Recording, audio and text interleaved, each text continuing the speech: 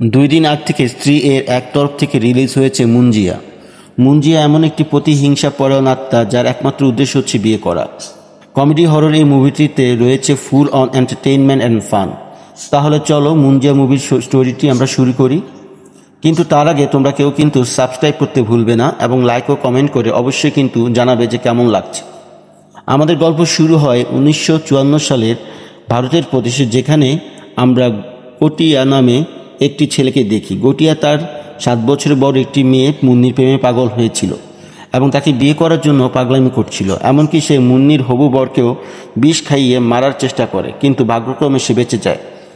গটিয়ার মা তাকে বেত দিয়ে খুব মারে এবং ছেলের মুন্ডন করিয়ে দেয়। এখানে মুন্ডন অর্থ শুধুমাত্র টাক করাকে বোঝানো হয়নি, এখানে মুন্ডন অর্থে উপনয়ন বা আনুষ্ঠানিকতাকে বোঝানো হয়েছে। গটিয়ার চোখের সামনেই মুন্নির বিয়ে হয়ে যায়, কিন্তু গটিয়া তখন প্রতিশোধের আগুনে জ্বলছিল। সেই দিন রাতে গটিয়া তার বোনকে নিয়ে তাদের বাড়ি থেকে একটু দূরে চিন্টুক বাড়ি বলে একটি জায়গায় যায়। সেখানে একটি গাছের তলায় একটি ভয়ঙ্কর মূর্তি ছিল এবং সেখানে বসেই গটিয়া কালো জাদু প্রক্রিয়া করতে শুরু করে। মুন্নিকে পাওয়ার জন্য সে এ প্রক্রিয়া করে এবং এ প্রক্রিয়া নরবলি দেওয়ার নিয়ম ছিল এবং গটিয়া তার বোনকে এখানে বলি দিতে চায় এবং গটিয়া আর তার বোনের মধ্যে হাতাহাতি হতে থাকে এবং তার বোনকে তাকে ধাক্কা মেরে পালানোর চেষ্টা করলে তখনই পড়ে গিয়ে পাথরের মাথা ঠুকে গটিয়ার মাথায় লাগে। তার বোন যতক্ষণ তার বাড়ির লোকদের ডেকে আনে, গটিয়া ততক্ষণ মারা যায় এবং মৃত্যুর আগে। এবার মুন্ডন করার 10 দিনের মধ্যে যদি কোনো বালক মারা যায়, সে ব্রাহ্মদৈত্য বা ব্রহ্ম রাক্ষসে পরিণত হয়। তাই ওই গাছের নিচেই গটিয়ার শেষ কার্য করা হয় এবং তার অস্থি ওই গাছের তলাতে পুঁতে ফেলা হয় এবং মন্ত্রপুত সূত্রের সাহায্যে তার আত্মাকে ওই গাছের সাথেই বেঁধে দেওয়া হয়, যাতে ওই গাছ ছেড়ে সে কখনো কোথাও যেতে না পারে। এবার আমরা ফিরে আসি বর্তমান সময়ে পুনেতে। সেখানে আমরা বিট্টুকে দেখি। বিট্টু তার মা এবং তার ঠাকুরমার সাথে থাকে এবং তার ঠাকুরমার সাথে তার খুব সুন্দর সম্পর্ক এবং সে একটু ভীতু এবং আন্ডার কনফিডেন্ট। বিট্টু তার মায়ের সাথেই তার মায়ের পার্লারে কাজ করে এবং কসমেটোলজি নিয়ে পড়াশোনা করতে বিদেশে যেতে চায়, কিন্তু তার মা তাতে রাজি হয় না। তিনি তার ছেলেকে নিজের থেকে দূরে করতে চান না। তার স্বামী এখন আর পৃথিবীতে নেই, কিন্তু বিট্টু জানে না যে তার বাবা কিভাবে মারা গেছেন। এখানে আমরা দেখি বিট্টু প্রায় কিছু না কিছু দেখতে পেত, যেখানে সে সেই চিন্টুক বাড়ির গাছটা দেখতে পেত এবং আমরা এটাও জানতে পারি বিট্টু ওই গ্রাম থেকে বিলং করে, কিন্তু বিট্টুর মা যে সেখানে কখনোই যেতে চান না। এরপর আমরা দেখি বিট্টুর কাজিন ভিডিওগ্রাফি করতে এবং বড় ডিরেক্টর হওয়ার স্বপ্ন দেখত। তাছাড়া আমরা এখানে বিট্টুর ক্রাশ বেলাকে দেখি। বেলা বিট্টুর চেয়ে বয়সে একটুখানি বড়, সে তাদের প্রতিবেশী ছিল এবং ছোটবেলা থেকেই বিট্টু বেলাকে খুব ভালোবাসত, কিন্তু কখনোই মুখ ফুটে বলতে পারেনি। কিন্তু এখন বেলার একটি বিদেশি বয়ফ্রেন্ড আছে যার নাম হচ্ছে কুবা এবং তারা দুজন মিলে কুবেলা নামে একটি জুম্বা ক্লাস খোলে এবং কুবেলার ওপেনিং সেরেমনির দিনে কুবা বেলাকে বিয়ের জন্য প্রপোজ করে ফেলে এবং বেলা তাতে হ্যাঁ ও বলে দেয়। পরপরই বিট্টুর গ্রামের বাড়ি থেকে খবর আসে যে তার খুড়তো বোনের রুকুর বিয়ে ঠিক হয়েছে। বিট্টুর মা এবং তার কাকার মধ্যে ঝামেলা থাকলেও শুধুমাত্র বিয়ের জন্য তারা সেখানে যেতে রাজি হয়। এখানে আমরা জানতে পারি যে শেষবারে তারা যখন গ্রামে গিয়ে এসেছিল তখন কিছু দুর্ঘটনা ঘটেছিল, তার জন্য বিট্টুর মা সেই গ্রামে আর যেতে চায় না। যাই হোক, গ্রামে পৌঁছালে বিট্টুর কাকার মধ্যে অশান্তি শুরু হয়ে যায়, কারণ অকারণে তারা একে অপরকে খোঁটা দিতে থাকে। ওই সময় তারা কাকা আর তার ঠাকুমাকে বলে চিন্টুক বাড়ি বেচার জন্য কাগজে সই করে দিতে, কিন্তু ঠাকুমা তাতে রাজি হয় না। ঠাকুমা বলেন ওই বাড়িটি হচ্ছে অভিশপ্ত একটি বাড়ি, তাই ওই জায়গা বেচা উচিত না। তাতে বিট্টুর কাকা আরও রেগে যায় এবং বলে তোমার বড় ছেলে বললে তো এক কথায় রাজি হয়ে যেতে। এখানে তোমরা যদি কনফিউজড হয়ে যাও তাহলে বলে রাখি যে বড় ছেলে অর্থাৎ বিট্টুর বাবা মানে বিট্টুর বাবা আর এই দুই ভাই, তাদের দুইজনেরই মা হচ্ছে ঠাকুমা। তো ঝগড়া এভাবে চলতে থাকে এবং ঝগড়ায় বিট্টুকে বলে তো বাবা তো ওই চিন্টুক বাড়িতে যেতে গিয়েই সমুদ্রে ডুবে গিয়েছিল। এবং এখানে কথা থেকে আমরা জানতে পারি যে বিট্টুর মার বিট্টুর পালা শুরু করার জন্য টাকার প্রয়োজন ছিল বিট্টুর বাবা, এবং তাই জন্য সে ঠিক করে চিন্টুক বাড়ি বেচে দেবে এবং সেই অভিশপ্ত গাছ জ্বালাতে তার বাবা সেখানে গিয়েছিল, কিন্তু তখনই সমুদ্রে ডুবে তার মৃত্যু হয় এবং এই প্রথম বিট্টু তার বাবার মৃত্যুর ব্যাপারে জানতে পারে। বিট্টু সেখান থেকে বেরোয় চিন্টুক বাড়ির দিকে চলে যায় এবং সেখানে গিয়ে এসে দেখে মুঞ্জিয়াকে। এতদিন অতৃপ্ত ছিল এবং মুঞ্জিয়া বিট্টুকে দেখে খুব খুশি হয়, কারণ সে বুঝতে পারে যে তার মুক্তির পথ এখন খুলে যাবে। ওদিকে বিট্টুর বাড়ির লোক তাকে খুঁজতে শুরু করে। ঠাকুমা বলে বিট্টুকে খুঁজতে যাওয়ার জন্য, কিন্তু বিট্টুর কাকা বিট্টুর প্রাণের চেয়ে তার স্কুটারের জন্য বেশি চিন্তিত ছিল। ঠাকুমা কোনো উপায় না দেখে ঠিক করেন তিনি একাই যাবেন। তিনি পুরনো একটি বাক্স থেকে একটি বেদ বের করেন এবং চিন্টুক বাড়ি পৌঁছে যান এবং ওইখানে আমরা জানতে পারি ঠাকুমাই হচ্ছে অর্থাৎ গুটিয়ার সেই বোন যাকে সে বলি দিতে চেয়েছিল। এবং ঠাকুমা যে বেতটা এনেছেন সেটা হচ্ছে সেই বেত যে বেত দিয়ে তার মা গুটিয়াকে মারত, এবং ওই বেতটাকে মুঞ্জিয়া খুব ভয় পায়। কারণ যেহেতু ছোটবেলায় এটা দিয়ে তাকে মারা হতো, তার জন্য মুঞ্জিয়া মানে এখনও ওই বেতটা নিয়ে একটি ভয় থেকেই গেছে। এবার ঠাকুমা ওইখানে পৌঁছে দেখে যে মুঞ্জিয়া বিট্টুকে গাছের গুড়ির মধ্যে চেপে রেখেছে। তিনি ওইখান থেকে বেত দিয়ে গাছে মেরে বিট্টুকে ওখান থেকে বের করে নিয়ে আসেন এবং তাকে নিয়ে যান। কিন্তু তাকে নিয়ে যাওয়ার আগেই মুঞ্জিয়া বিট্টুর পিঠে তার হাতের ছাপ দিয়েছিল। ঠাকুমা বিট্টু ওখান থেকে বেরিয়ে সমুদ্রের ধারে আসেন এবং তারা ভাবেন এবার তারা সেফ, কিন্তু না, মুঞ্জিয়া ওখান থেকে মুক্ত হয়ে গিয়েছিল এবং সেখান থেকে এসে ঠাকুমার ঘাড় মটকে দেয়। বিট্টু এইসব দেখে অজ্ঞান হয়ে যায় এবং সোজা জ্ঞান ফিরলে সে বুঝতে পারে ঠাকুমা মারা গেছে। ঠাকুমার মৃত্যুর জন্য বিট্টুকে দায়ী করতে থাকে সবাই, এবং আরও বলতে থাকে যে মেয়ের বিয়েও এই কারণে পিছিয়ে গেল। বিট্টু এবং বিট্টুর মা এত অপবাদ সহ্য করতে না পেরে সেখান থেকে চলে আসার সিদ্ধান্ত নেয়, এবং এখান থেকে শুরু হয় মুঞ্জিয়ার আসল খেলা।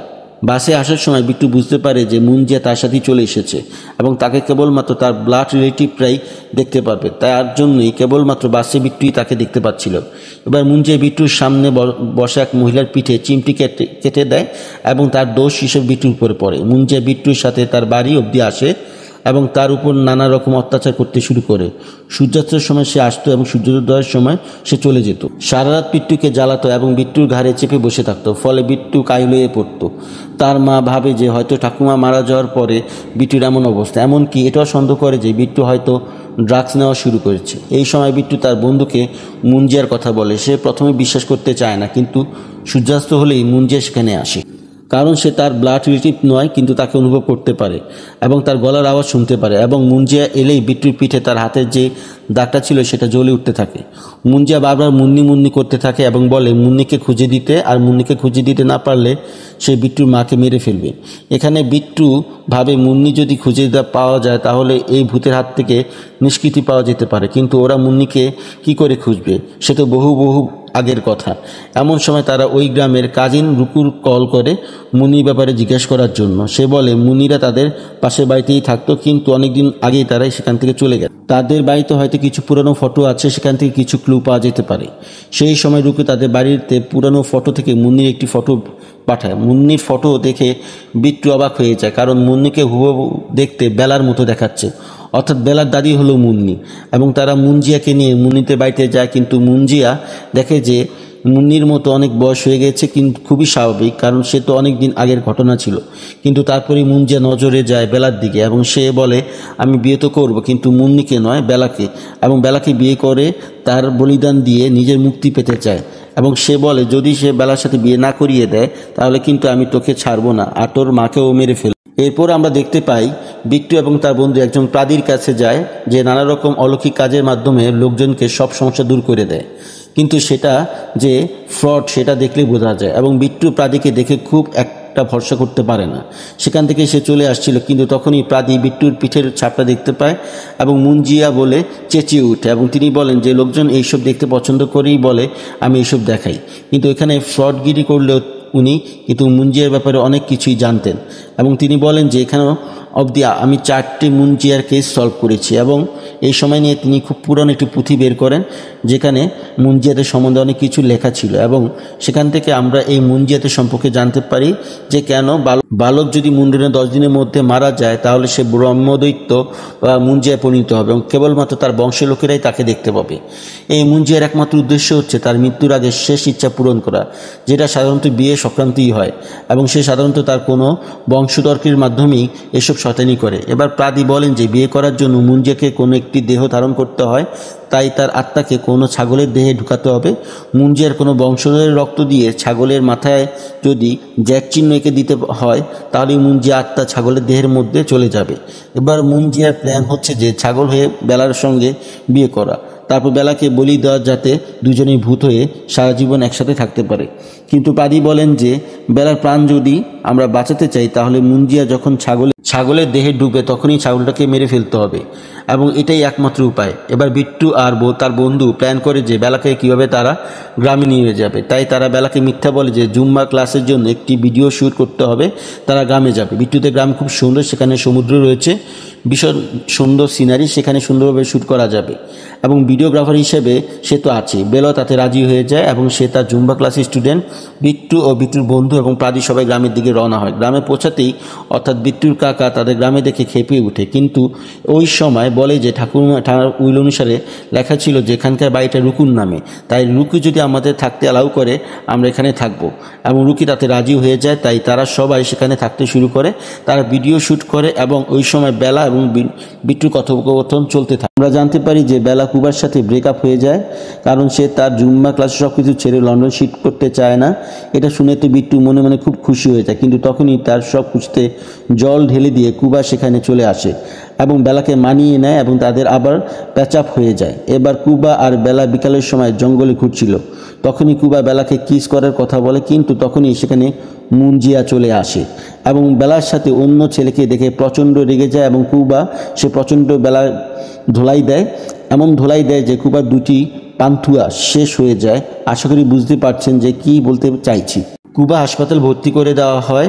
অন্যদিকে রুকু মুঞ্জেকে দেখে ফেলে, কারণ সেও তো তার ব্লাড রিলেটিভ ছিল এবং মুঞ্জে এই সময় বলে যে তাড়াতাড়ি আমাকে বেলার সঙ্গে বিয়ে না দিলে রুকুকেও ছাড়বে না, ওর সব চুল ছিঁড়ে নেবে। এই সময় বিট্টু ডাবের জলে মদ মিশিয়ে বেলাকে একটু মাতাল করে দেয় যাতে কিছু মনে না থাকে। অন্যদিকে রুকু একজনের বাড়ি থেকে একটি ছাগলের বাচ্চা চুরি করে নিয়ে আসে। তারা সবাই চিন্টুক বাড়িতে সেই গাছের তলায় পৌঁছায় এবং বিট্টু তার রক্ত দিয়ে ছাগলের কপালে সেই বিশেষ চিহ্নটি এঁকে দেয়। এবার মুঞ্জিয়া আত্মা ছাগলের শরীরে প্রবেশ করে এবং এটাই ছিল সঠিক সময় ছাগলটাকে মেরে মুঞ্জিয়াকে শেষ করার। কিন্তু তখনই মাতাল বেলা ছাগলটিকে আদর করতে শুরু করে দেয় এবং তাকে মারতে দেয় না। ছাগলটি কোল থেকে আদর করার সময় ছাগলের কপালের সেই চিহ্ন বেলার কপালে লেগে যায় এবং আত্মা ছাগল ছেড়ে বেলার দেহে প্রবেশ করে এবং বেলার আত্মা ছাগলের দেহে প্রবেশ করে। মুঞ্জিয়া বুঝে গিয়েছিল যে তারা তাকে বিয়ে দেওয়ার নাম করে খতম করতে চাইছে, তাই সে প্রচণ্ড খেপে যায় এবং সবার উপরে হামলা করতে থাকে। বিট্টু, রুকু এবং তারা ছাগলরূপী বেলাকে নিয়ে সেখান থেকে পালায়, কিন্তু গ্রামে পৌঁছাতেই যার ছাগল ছিল সে সেখান থেকে চলে আসে এবং তারা ছাগলগুলিটি নিয়ে যায়। বিট্টুটা কী করবে বুঝতে পারছিল না, তার মার কাছে যায়, মাকে উস্কানি দিয়ে দেয় যাতে ছাগলটাকে উদ্ধার করে নিয়ে আসতে পারে। কিন্তু ইতিমধ্যে মুঞ্জিয়া অর্থাৎ বেলার বডি ধারণকারী মুঞ্জিয়া সেখানে চলে আসে এবং সবার উপর অ্যাটাক করতে থাকে। কিন্তু তখনই সেখানে প্রাদি চলে আসে এবং মন্ত্রপুত নুনের সাহায্যে মুঞ্জিয়া চাঁদকে একটি রেখা টেনে দেয়, এমনভাবে ক্রস করে দেয় যাতে মুঞ্জিয়া বেরোতে না পারে। রুকু এবং বিট্টু তাকে পাহারা দিচ্ছিল। অন্যদিকে প্রাদি এবং বিট্টু সেই ছাগলটিকে খুঁজতে যায়, কিন্তু কাকার কাছে গেলে তারা দেখে যে সেই ছাগলের মাটন কষা বানিয়ে খেয়ে ফেলছে। পাদি বলে পুরো ছাগলটাই যেহেতু তার পেটে বেলার আত্মার ও পেটের মধ্যেই আছে, তাই ধরে তার কপালে সিম্বল বানাতে হবে যাতে বেলার আত্মা তার দেহ থেকে বের করা যায়। অন্যদিকে রুকু আর বিট্টুর মুঞ্জিয়াকে পাহারা দিচ্ছিল, কিন্তু সেই সময় মুঞ্জিয়া রুকুর সাথে কান্নার অভিনয় করে ছলনা করতে শুরু করে। সে গণ্ডি থেকে বের হয়ে আসে। অন্যদিকে আবার আসল বেলার আত্মওয়ালা ছাগলটি খুঁজে পাওয়া যায়, অর্থাৎ যে ছাগলটি খেয়েছিল সেটা বেলা ছিল না এবং ওইখানে এমন একটি পরিস্থিতি সৃষ্টি হয় যেখানে বেলার আত্মা সমেত ছাগল, মুঞ্জিয়ার আত্মা সমেত ছাগল এবং বেলা আত্মা সমেত ছাগল তিনজনে একই জায়গায় উপস্থিত ছিল এবং তিনজনের কপালেই জ্যাট চিহ্ন আঁকা ছিল। তিনজনের মধ্যে একটি কানেকশন সৃষ্টি হয় এবং বেলার আত্মা ছাগল থেকে বেরিয়ে বেলার শরীরে চলে যায় এবং মুঞ্জিয়ার আত্মা ভর করে কাকার উপর এবং কাকার উপরই মুঞ্জিয়া সবাইকে পেটাতে শুরু করে এবং বিট্টুকে প্রায় গলা টিপে মেরে ফেলে। কিন্তু তখনই বিট্টু তার ঠাকুমাকে দেখতে পায়। ঠাকুমা তাকে বললেন যে ভয় না পেতে, এসব শয়তানের শক্তি আসে আমাদের ভয় ভীতি থেকেই, তাই সাহসী হতে হবে এবং তাহলেই তাকে খতম করা যাবে। ঠাকুরমার কথা শুনে বিট্টু তার সাহস ফিরে পায় এবং তখনই সে দেখে সমুদ্রের ঢেউয়ে ভেসে এসেছে সেই ম্যাজিক্যাল ব্যাটটা এবং তখনই সেই ব্যাটটা নিয়ে চিন্টুক বাড়ির উদ্দেশ্যে রওনা দেয়। ওদিকে মুঞ্জিয়া রূপী ততক্ষণে বেলাকে বলি দিতেই যাচ্ছিল, কিন্তু তখনই সেখানে বিট্টু পৌঁছে যায় এবং সেই বেত দিয়ে তাকে মারতে থাকে। ওইখানে বিট্টু মুঞ্জিয়ার পিঠে বেত দিয়ে মারতে শুরু করে বিশেষ চিহ্নটি এঁকে দেয় এবং নিজের রক্ত দিয়ে গাছের গায়ে ওই সিম্বলটি এঁকে দেয়। ফলে মুঞ্জি আত্মা ওই গাছে প্রবেশ করে এবং ওই গাছের ভেতর বন্দী হয়ে যায় এবং বেলা জ্ঞান ফিরে পায় এবং সঠিক অবস্থানে চলে আসে, কিন্তু সঙ্গে সঙ্গেই সে সেখান থেকে পালিয়ে যায়। কিন্তু মুঞ্জিয়া গাছ হয়ে গেল, তার শয়তানি তখনও শেষ হয়নি। সে তার শেকড় এবং গুড়ি দিয়ে বেলা এবং বিট্টুকে অ্যাটাক করতে থাকে, কিন্তু তখনই বেলা গাছের গায়ে কেরোসিন ঢেলে দেয় এবং বিট্টু সেই গাছের আগুনে জ্বালিয়ে দেয় এবং তারা সেখান থেকে বেঁচে বাড়ি আসে। কিন্তু মুঞ্জিয়া কি আদৌ শেষ হয়েছিল? এবার আমরা প্রত্যেকেই দেখি তারা নিজেদের স্বাভাবিক জীবনে ফিরে গেছে। বেলা ব্রাজিলে যাচ্ছে জুম্বা শেখাতে এবং বিট্টু সাহস করে এই প্রথমবার বেলাকে তার মনের কথা বলে এবং তাকে আই লাভ ইউ বলে, কিন্তু বেলা তাকে রিফিউজ করে দেয়। কিন্তু বিট্টু তাতে দুঃখ পায় না। সে বলে, আমি মুঞ্জিয়া নই যে তোমার ঘাড়ে চেপে বসবো, তুমি তোমার মতো করে জীবন কাটাও। ওদিকে বিট্টুর ব্যবসাও ভালো চলছিল এবং রুকুও তার সাথে জয়েন করছিল। একমাত্র তার কাকা শখ থেকে বেরোতে পারে না এবং সে নিজেকে গাছ ভাবতে থাকে। কিন্তু তখনই আমরা দেখি যে কয়েকজন লোক চিন্টুক বাড়ির সেই গাছটা কাটছে এবং তার ভিতরে মুঞ্জিয়া এখনও বসে আছে। অর্থাৎ সেই গাছ কাটা হলেই মুঞ্জিয়ার আত্মা মুক্ত হবে এবং এই ভীষণটি বিট্টু দেখতে পায়। কিন্তু এখন আর সে ভয় পায় না এবং সে সেই বেতটা তার হাতে তুলে নেয়। সিনেমার এক্সট্রা সময় আমরা দেখি জেনাকে যে জঙ্গলে ভাস্কর খুঁজছিল, ভাস্কর তখন থেকে সবেমাত্র মানুষ হয়েছিল, কারণ তার পরনে কোনো জামা কাপড় ছিল না এবং এই সময় জেনা তাকে জামা কাপড় দেয় পরার জন্য, যার মধ্যে মুন্নি ব্র্যান্ডের আন্ডারওয়্যার ছিল। এবং মুঞ্জিয়া তখনই বলে, উঠো মুন্নি উঠো, এখানে মুভি শেষ হয়ে যায়। সিনেমার শেষের দিকে অন্য একটি মুভির সাথে এই মুভির একটি কানেক্ট করা হয়েছে, কিন্তু পরবর্তীতে এটা কোনোভাবেই মিক্সড আপ হবে কি না সেটা নিয়ে কিছু বলা যাচ্ছে না। এক কথা বলতে গেলে মুঞ্জিয়া মুভিটি ভীষণই এন্টারটেইনিং এবং এর মধ্যে হরর এলিমেন্টস থাকলেও এর মধ্যে কিন্তু বেশ মজা রয়েছে এবং ফান এলিমেন্টসও আছে এবং এটা কিন্তু তোমাদের দেখতেই খুব ভালো লাগবে। আর লাইক, কমেন্ট এবং সাবস্ক্রাইব করতে একদম ভুলবে না। প্রিয় দর্শক, আশা করি মুঞ্জিয়া মুভিটির ব্যাখ্যা আপনাদের পছন্দ হয়েছে এবং আপনাদের ভালো লেগেছে। আপনাদের সবাইকে ধন্যবাদ এত সময় নিয়ে এটা দেখার জন্য। আমার চ্যানেলটি সাবস্ক্রাইব করতে ভুলবেন না। সবাই ভালো থাকবেন। আসসালামু আলাইকুম।